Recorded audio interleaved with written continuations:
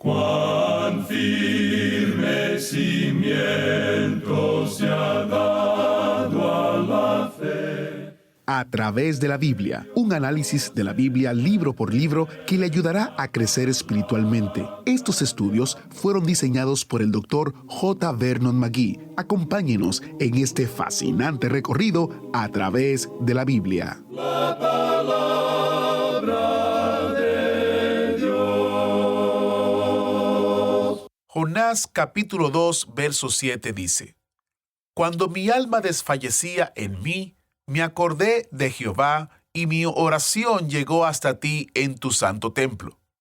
Y luego, el verso 10 dice: Y mandó Jehová al pez, y vomitó a Jonás en la tierra.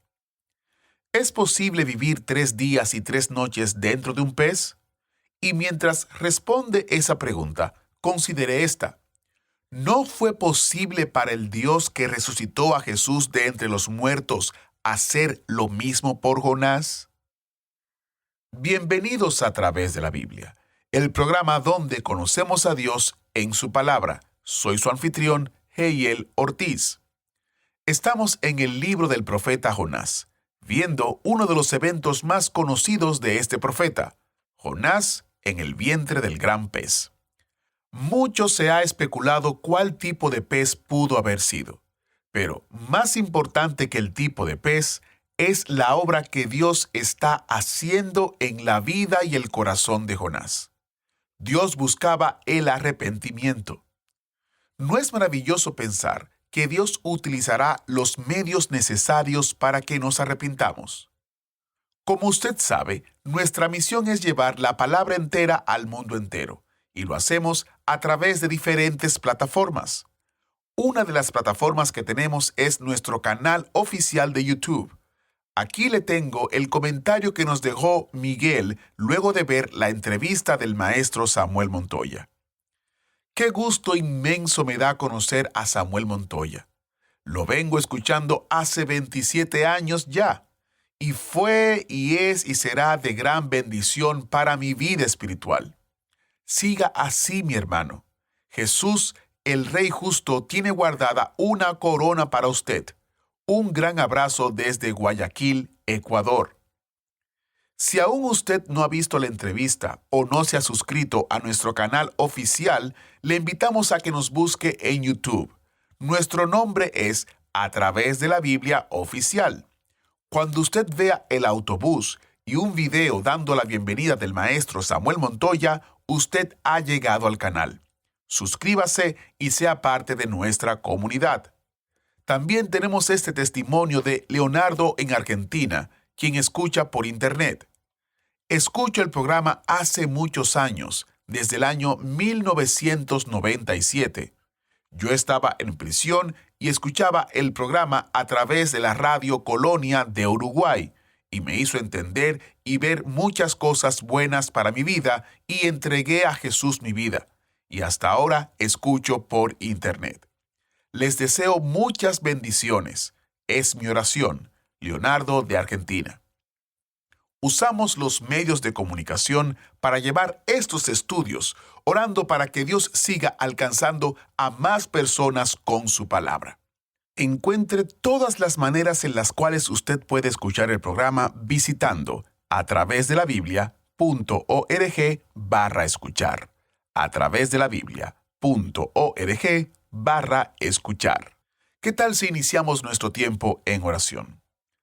Padre Celestial, te pedimos que bendigas tu palabra que sale al mundo hoy. Mientras estudiamos el libro de Jonás, te pedimos que nos ayudes a escuchar y a entender el mensaje relevante que tienes para cada uno de nosotros. Te lo pedimos en el nombre de Jesús. Amén. Y ahora, abra su Biblia o encienda su Biblia en el libro de Jonás capítulo 2, porque iniciamos nuestro recorrido bíblico de hoy con las enseñanzas del Dr. McGee en la voz de nuestro maestro Samuel Montoya. Continuamos hoy, amigo oyente, nuestro recorrido por el libro de Jonás, y en nuestro programa anterior estuvimos observando a Jonás en oración. Vimos en la última oportunidad que él hizo una declaración que deja absolutamente en claro que él había ido a la muerte. La realidad es que él presenta de una manera muy clara aquí que ya se había presentado en su cuerpo la rigidez de la muerte.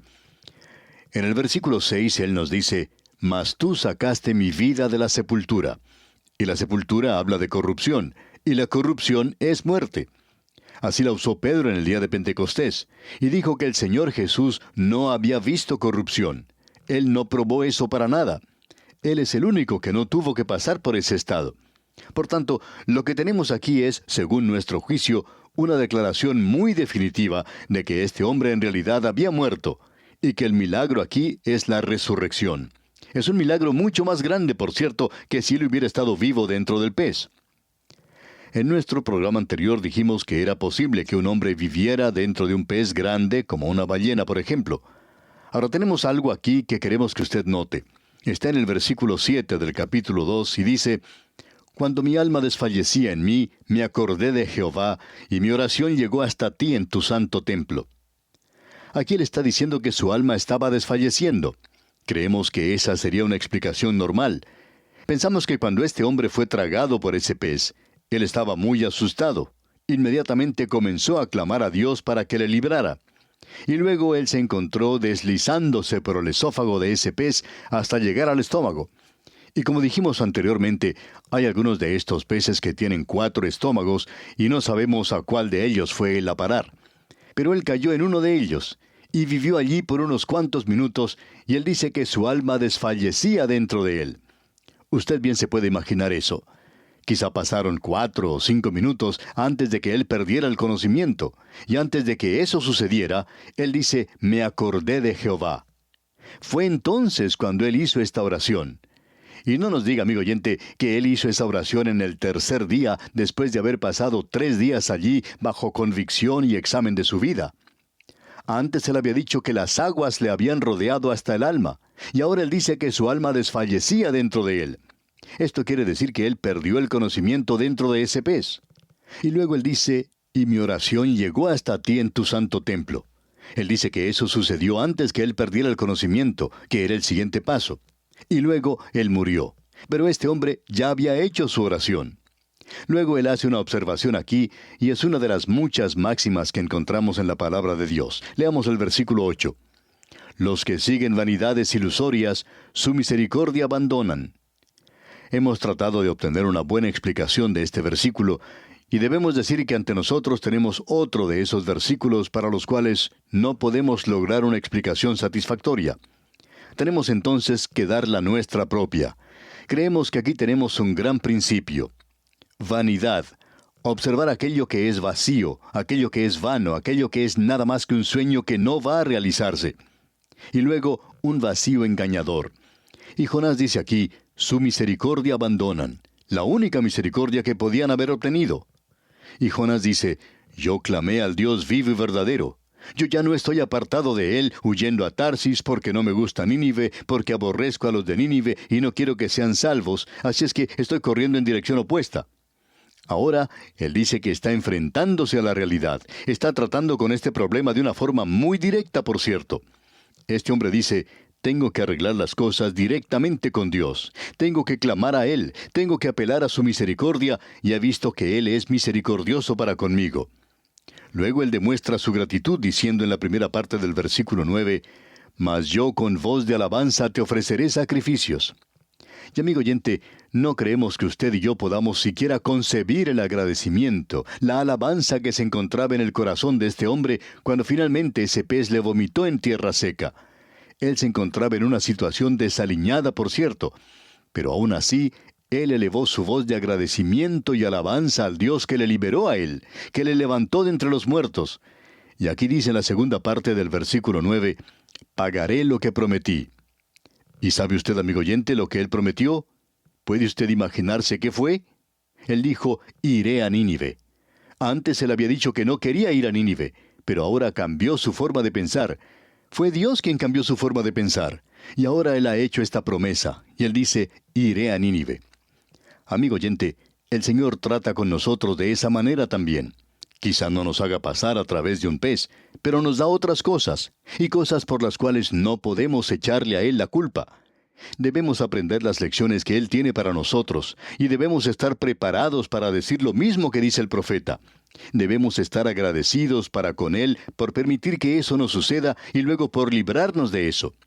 Entonces podemos hacer promesas a Dios, podemos prometerle que vamos a entregar el resto de nuestra vida a sencillamente esparcir, predicar la palabra de Dios, por ejemplo. Y esa puede ser nuestra tarea para el futuro. Hay muchas personas que han sugerido muchas cosas que les gustaría escuchar en este programa, que colocáramos algo de música, que lo hiciéramos un poco diferente. Pero amigo oyente, hemos prometido algo a Dios y vamos a ser fieles a esa promesa y vamos a presentar la palabra de Dios de la mejor manera que podamos. Hay muchas personas que no gustan de la forma en que lo estamos haciendo, y no estamos preparados para decir, ojalá pudiéramos hacerlo mejor. Pero amigo oyente, esa es precisamente la promesa. Y la promesa que Jonás hizo fue, ahora voy a ir a Nínive, Señor, voy a hacer aquello que tú quieres que yo haga. Pero notemos ahora lo que él dice aquí en la parte final del versículo 9. La salvación es de Jehová. Y una vez más, a juicio nuestro, diríamos que esta es la declaración más importante que uno puede encontrar en el libro de Jonás. Y creemos que es muy, pero muy importante, por cierto. Notemos lo que dice. Pagaré lo que prometí.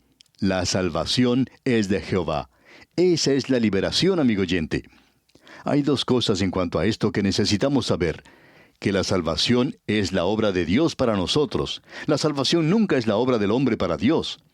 Amigo oyente, Dios no nos puede salvar por nuestras propias obras, porque lo único que nosotros podemos presentarle a Él es imperfección, y Dios sencillamente no puede aceptar eso. Él no acepta eso. Usted tiene que presentarse a Él en perfección, y eso es lo único que Dios puede aceptar. Usted y yo, amigo oyente, somos incapaces de ser perfectos. Por tanto, si nosotros dependemos de nosotros mismos y de nuestras obras, nunca podremos llegar a ser salvos, si eso dependiera solamente en que nosotros hiciéramos algo. Somos pecadores perdidos, muertos en nuestros delitos y pecados. Y si la liberación va a venir, tiene que venir del mismo modo en que le ocurrió a Jonás. Él no tenía ninguna esperanza dentro de ese pez. Pero si él iba a ser usado por Dios, y él iba a ser usado, entonces la salvación tenía que provenir del Señor. Si usted ha obtenido la salvación, es porque la salvación es del Señor, amigo oyente. La salvación es una cosa tan maravillosa que uno la puede colocar en 3 tiempos. Lo diremos de la siguiente manera. En el pasado he sido salvo. En el presente estoy siendo salvo. Y en el futuro seré salvo. Así es que la salvación es totalmente la obra de Dios desde el principio hasta el fin. Observemos esto por unos momentos y en base a lo que la Escritura nos dice. He sido salvo. El Señor Jesucristo dijo, el que oye mi palabra y cree en mí, tiene vida eterna. En el momento en que usted viene a Cristo, usted tiene vida eterna. Eso es algo que tomó lugar en el pasado para quien es creyente. En algún momento en el pasado, usted confió en Cristo, usted confió en lo que Él hizo. El que cree en el Hijo, dice la Escritura, tiene vida eterna. Amigo oyente, cuando usted confió en Cristo, no hubo nada que usted pudiera haber hecho. Él le ofreció eso a usted como regalo, como un don. El don de Dios es vida eterna en Cristo Jesús. Y nosotros podemos decir entonces que hemos sido salvos. Ahora podemos decir, yo confío en Cristo, en su obra. Y como dice el apóstol Pablo en su epístola a Tito, capítulo 3, versículo 5, nos salvó no por obras de justicia que nosotros hubiéramos hecho, sino por su misericordia, por el lavamiento de la regeneración, por la renovación en el Espíritu Santo. Ahora Dios no termina allí su actuación con usted. Él tiene la intención de obrar en nuestras vidas, y el mismo apóstol Pablo nos dice en su epístola a los Filipenses, capítulo 2, versículo 12, Ocupaos en vuestra salvación con temor y temblor, porque Dios es el que en vosotros produce así el querer como el hacer por su buena voluntad. Bueno, eso no puede obrar hasta que alguien haya obrado en ellos. Es necesario tenerlo, antes de que usted pueda obrar o realizarlo. Usted y yo tenemos que trabajar u obrar en nuestra salvación. Así es que el apóstol Pablo podía decir en su epístola a los Efesios, capítulo 2, versículo 8, porque por gracia sois salvos por medio de la fe, y esto no de vosotros, pues es don de Dios, no por obras, para que nadie se gloríe. Eso es algo fantástico, por cierto, amigo oyente. Pero él no se detuvo allí. Él continuó hablando y lo que él dijo fue, porque somos hechura suya.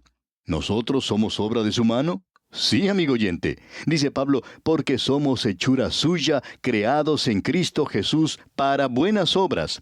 Hemos nacido de nuevo, hemos renacido no de simiente o semilla corruptible, sino de incorruptible por la palabra de Dios que vive y permanece para siempre. Creados en Cristo Jesús para buenas obras, las cuales Dios preparó de antemano para que anduviésemos en ellas. Así que ahora nosotros, por el poder del Espíritu Santo, como hijos de Dios, podemos producir fruto. Él dice que quiere que nosotros llevemos mucho fruto. ¿Cuál es el fruto del Espíritu? Bueno, el apóstol Pablo nos dice en su epístola a los Gálatas que es amor, gozo, paz, paciencia, etc. Todas estas cosas maravillosas, esa maravillosa gracia es su obra. Pero Él quiere realizarlas en usted hoy, y usted y yo deberíamos estar creciendo en gracia y en el conocimiento de Cristo. Así es que yo estoy siendo salvo. Debería ser un mejor creyente hoy de lo que fui el año pasado. A veces nos desanimamos un poco en esto porque pensamos que somos como ese gato famoso que subía por un palo durante las horas del día, pero que se resbalaba hacia abajo durante la noche. Parecería que no progresáramos mucho. Sin embargo, confiamos en que haya habido algo de crecimiento. Pero amigo oyente, no se quede satisfecho con eso, porque Él no ha terminado aún su obra en usted. La salvación es del Señor. Yo seré salvo. Vendrá un día cuando yo seré salvo. Usted recuerda lo que el apóstol Pablo le dijo a ese joven predicador Timoteo en su segunda carta a Timoteo, capítulo 3, versículo 16. Le dijo, toda la Escritura es inspirada por Dios. Él había estado hablando de que las Sagradas Escrituras pueden hacer sabio al hombre para la salvación por la fe que es en Cristo Jesús. Esto es cuando Timoteo ya era salvo, y esto le daba a él la habilidad de crecer, le permitía a él vivir para Dios como ya hemos indicado. Pero amigo oyente, aunque lleguemos nosotros al fin de la vida, no estamos completos. Aún ese gran predicador y evangelista Dwight L. Moody decía, cuando yo era un muchacho oí predicar a Henry Barley, un predicador muy conocido de aquella época, y éste dijo, el mundo aún tiene que ver lo que Dios puede hacer con un hombre que se ha entregado completamente a Él. Y Dwight Moody, un jovencito en aquella época, dijo que por la gracia de Dios, él quería ser ese hombre. Pero cuando Moody se estaba muriendo, él recordaba lo que había sucedido cuando era joven y que él había dicho que él quería ser ese hombre que se entregaba completamente a Dios para que Él obrara por medio de él. Él decía que él quería ser ese hombre. Pero aún es cierto que el mundo aún tiene que ver lo que Dios puede hacer con un hombre que se ha entregado completamente a Él. Pensamos que cuando usted y yo lleguemos al fin de nuestra vida, eso aún sea cierto de usted y de mí, y aún puede decirse que el mundo todavía no ha visto a una persona completamente dedicada a Dios. Así es que no se desanime conmigo si usted lo está. Creemos que algunos pueden estar desilusionados. Y yo no me voy a desilusionar con usted porque, mi querido amigo, ahora somos hijos de Dios, y aún no se ha manifestado lo que hemos de ser. Pero sabemos que cuando Él se manifieste, seremos semejantes a Él porque le veremos tal como Él es. Nosotros le veremos a Él algún día. Entonces seremos como Él es. Pero mientras tanto, muy probablemente no nos vamos a parecer mucho a Él. Quizá usted pueda hacerlo, pero no creemos que nosotros podamos. Pero en aquel día sí que seremos como Él. Y en aquel momento usted podrá deleitarse en mí, amigo oyente. Entonces va a poder amarme mucho. Y eso es lo que va a hacer del cielo algo maravilloso. ¿Sabe lo que es, amigo oyente? No es que yo voy a poder amar a cualquiera, aunque creemos que eso es cierto. Pero todos me van a poder amar a mí.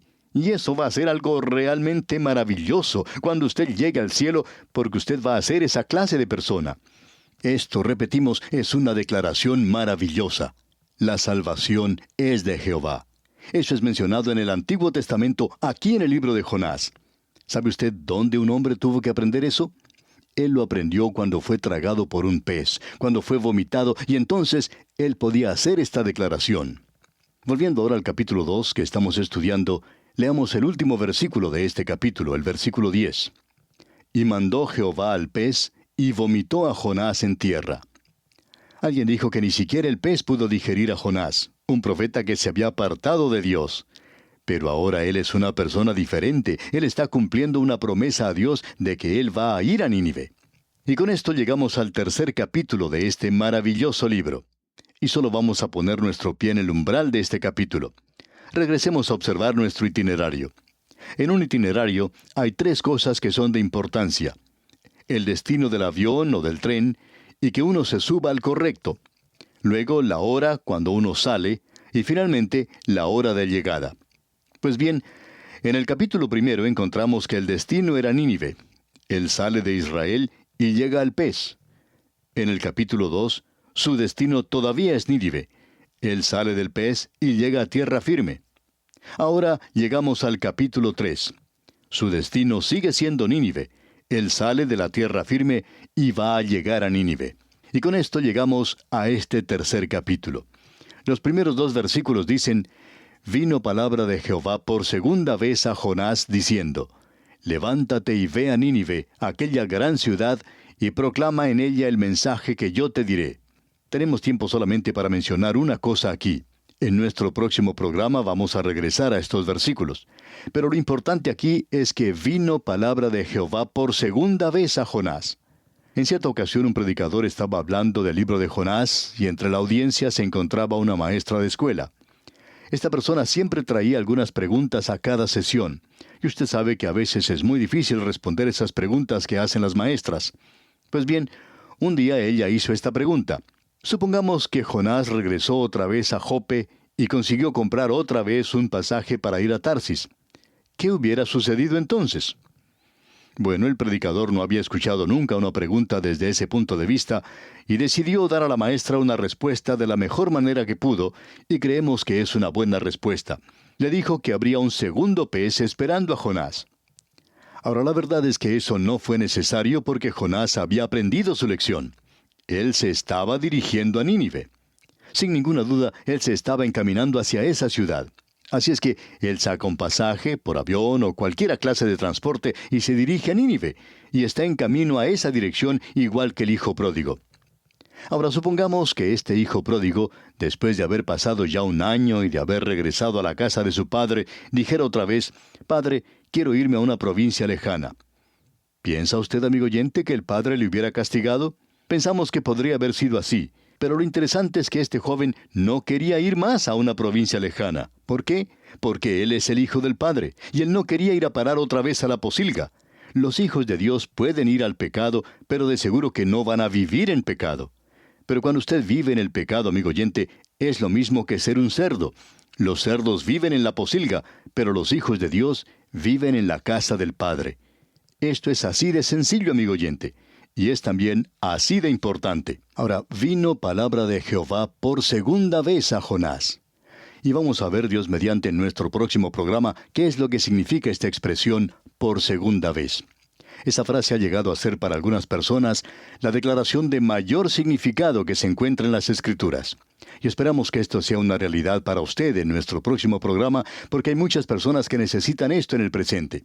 Que Dios le bendiga. Es nuestra más ferviente oración. Agradecemos que nos acompañara en el estudio de hoy. Le invitamos a que visite nuestro sitio en internet a través de la biblia.org. Ahí puede suscribirse para recibir las notas y bosquejos de lo que estamos estudiando y noticias del ministerio. También encontrará la variedad de libros y materiales gratuitos que tenemos para usted. El sitio es a través de la biblia.org. Todo lo que hacemos es posible gracias al Señor y a personas como usted que se unen a nosotros en la obra de llevar la palabra entera al mundo entero. A través de la Biblia es una producción de Radio Transmundial.